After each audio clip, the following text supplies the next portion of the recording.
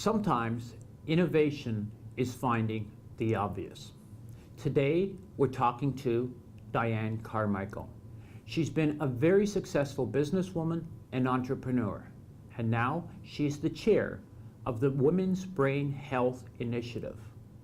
Ladies and gentlemen, Dianne Carmichael. Yeah. A good example of innovation is really looking at trends, and one of the areas that I've identified is the aging population and our aging brain health and the incredible impact that diseases such as Alzheimer's will have on us as a society and on our healthcare system. And so I am now chair of an organization called Women's Brain Health Initiative, which it has identified that that 70% of Alzheimer's diagnosis will be women. So we know that women get Alzheimer's and related brain disease at much, much higher rate than men. But unfortunately, research today is almost exclusively done on male rats and male brains, because we know that the hormones cause the research to be challenging.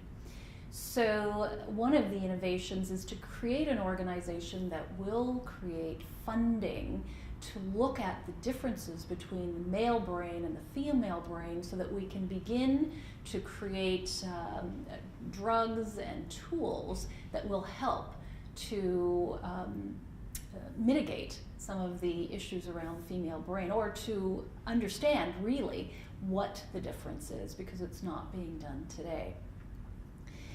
As well, through my work, I've identified a scientist in Scotland who has developed an Alzheimer's drug that is much, much different, very innovative relative to all of the money and the research that's been done on drugs to date for Alzheimer's, which really only arrest the progression for about 5 to 8 weeks.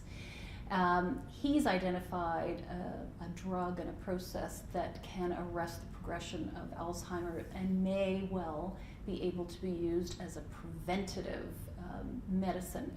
So innovation around that is that Alzheimer's is a global problem. And we've been able to begin to raise funding, both government and private, and investment organizations that are investing in that scientist, so that it will allow him to continue to innovate, and hopefully to encourage other scientists to begin to innovate in the area that he's focused on as well, so that we can ultimately eradicate what will be one of the single most devastating diseases for society in the future.